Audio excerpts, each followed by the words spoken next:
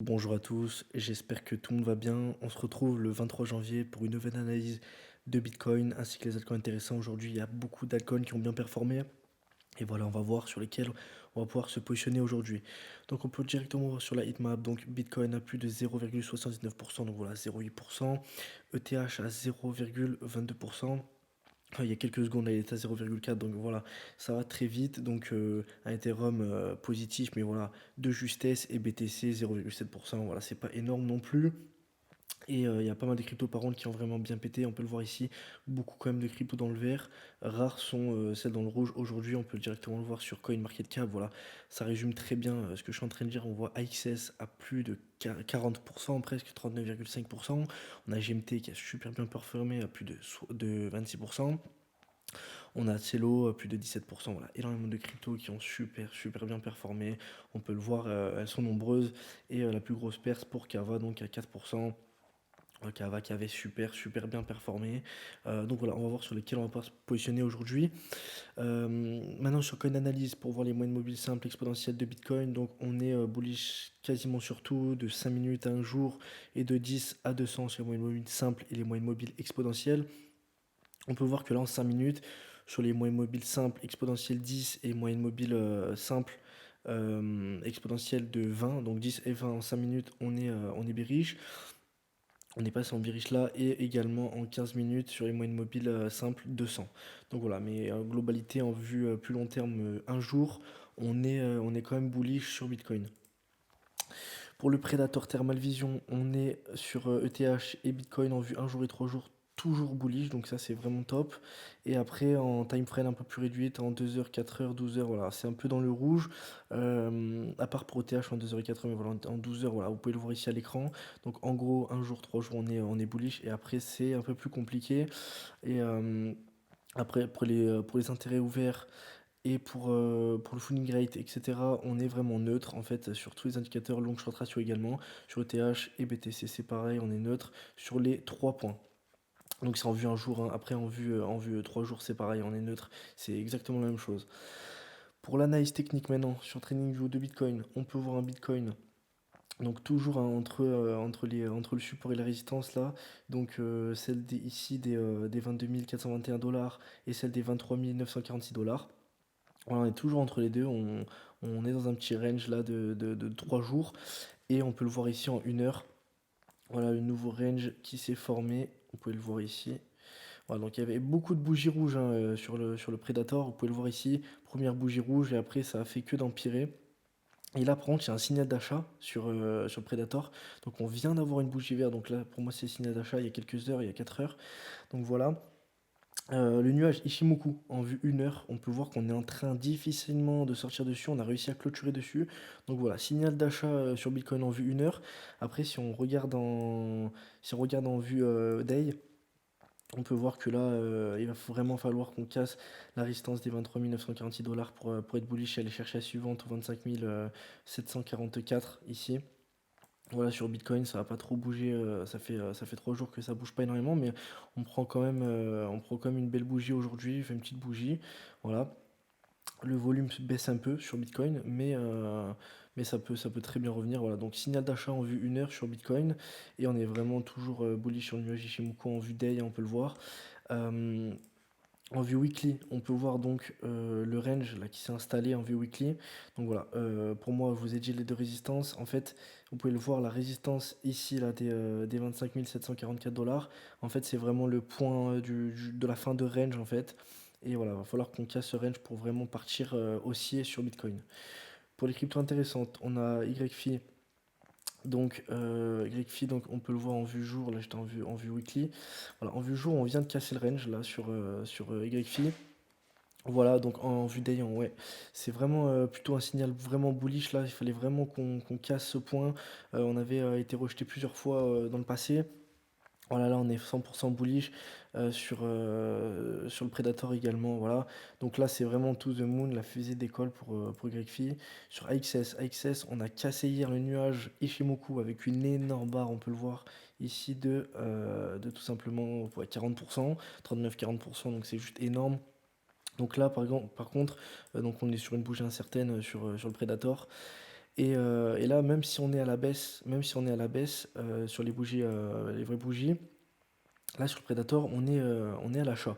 Donc il ne faut pas perdre espoir sur XS, malgré que moi là, je pense qu'on peut potentiellement, à mon avis, ce qui va se passer là, c'est qu'on va aller chercher le bas du, enfin le haut pardon du nuage Ishimoku. Donc ici tu vois là aux alentours des, je vais essayer de, voilà, des 11 068 environ. Voilà, de toute façon vous mettez en vue jour nuage Ishimoku, vous verrez. Et possible qu'on se fasse, qu'on rebondisse en fait ici, et puis qu'on aille to the moon sur XS.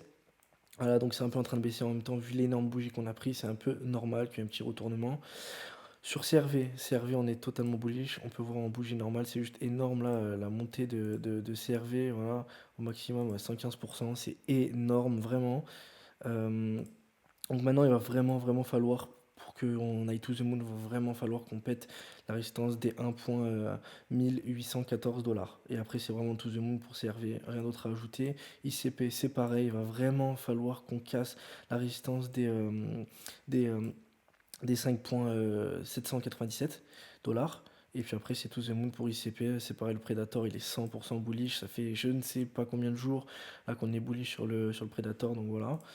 Ada Cardano, prochaine résistance 0.3800. Voilà, après c'est to the moon, c'est pareil.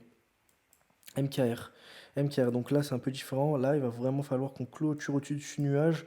Donc là sur le Predator on est toujours bullish, mais il va vraiment falloir ouais, qu'on cache le nuage. J'ai l'impression que c'est très difficile là. Une fois, deux fois, trois fois, quatre fois, cinq fois. Cinq fois là en quelques jours qu'on tente de casser le nuage et qu'on n'y arrive pas. Donc voilà, j'espère qu'on va y arriver sur MKR comme ça on est to the moon. Là, je pense on va essayer d'être un peu dans le nuage à un moment sur MKR, et j'ai l'impression que c'est ce qui va se passer.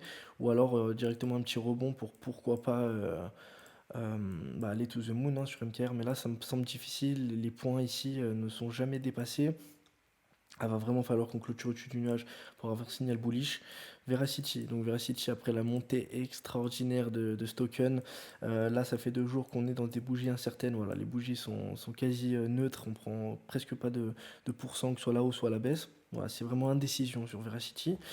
Donc maintenant le support, maintenant ici, enfin plutôt la résistance qui est, puisqu'on n'a pas vraiment dépassé en fait, donc ça reste pour moi une résistance qui va vraiment falloir qu'on clôture vraiment au-dessus, parce que là c'est vraiment une bougie fine.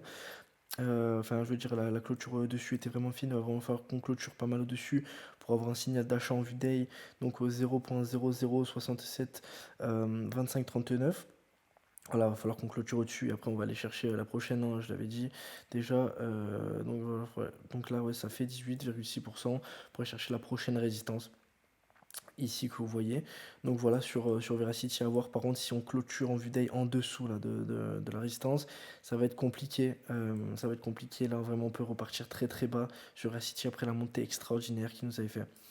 Sur Casper, en vue day, on est sur un signal de vente.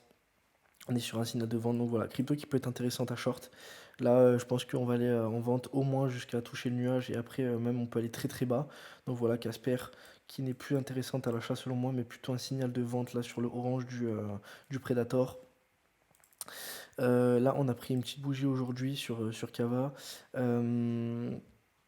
Malgré que sur Lightmap, on a vu qu'il y avait une baisse. On va regarder plus en vue 4 heures. Voilà, sur le Predator, c'est vraiment à la baisse. Il y a vraiment des signaux de vente là sur le Predator. Donc, possible qu'on aille toucher hein, le support maintenant ici des 0,957 $. Voilà, possible qu'on aille le toucher, qu'on fasse pourquoi pas un rebond pour aller essayer de retenter de casser la résistance ici, et puis après ça peut partir to the moon, parce qu'on l'a vu ici, hein, on n'a vraiment pas, en aucun cas, on a clôture au-dessus du nuage, hein. On n'a pas réussi à clôturer au-dessus du nuage dans aucun jour, on y était presque ici, là, le 21 janvier, mais on n'a pas réussi en vue d'aller à clôturer au-dessus de Kava, hein. Et pourtant Kava il a fait une montée extraordinaire, et il pourrait continuer si on arrive à clôturer au-dessus du nuage. Franchement ce serait vraiment un signal d'achat sur Kava. Sur Matic, pareil, on n'a pas réussi à casser le nuage, il va vraiment falloir qu'on casse le nuage. Le prochain point clé, la résistance au 0.9823 $. Voilà, ça peut être un signal d'achat. Là, pour moi, on est plus à la vente sur Matic. Il va vraiment falloir qu'on casse ces niveaux. Là, on a vraiment du mal, j'ai l'impression. Appcoin, le niveau à regarder maintenant, c'est les 5.991. Et là, c'est to the moon jusqu'au 6.472 $. Voilà sur Appcoin, ce que j'en pense. Sur le Predator, on peut voir que voilà, on est super, super bullish et en bougie normale, c'est pareil, on est à la hausse là depuis plusieurs jours. Voilà, même si, Bitcoin avait pris une bougie rouge, voilà, sur Upcoin, on est toujours haussier. Il réagit très, très bien Upcoin et on peut voir Zen. Donc Zen, là, on est dans un range là depuis un bon moment quand même, hein, Zen, et on peut voir que là, la fin du range sera aussi un peu la fin du nuage Ishimoku. Donc là, va vraiment falloir qu'on casse, donc c'est vers les 11 $ en fait. Donc voilà, ça, en plus c'est un point clé donc psychologique, donc il va vraiment falloir qu'on casse les 11 $ et on peut vraiment partir to the moon sur Zen. Et après là on le reverra plus, là il attend juste un peu avant de péter crypto qui peut être très très intéressante. Donc voilà, à surveiller de très près Zen. Voilà, j'espère que vous avez aimé la vidéo. N'hésitez pas à vous abonner, à mettre un like. N'hésitez vraiment pas à me dire si vous, enfin me suggérer plutôt des cryptos sur lesquels vous aimeriez que je fasse une petite analyse.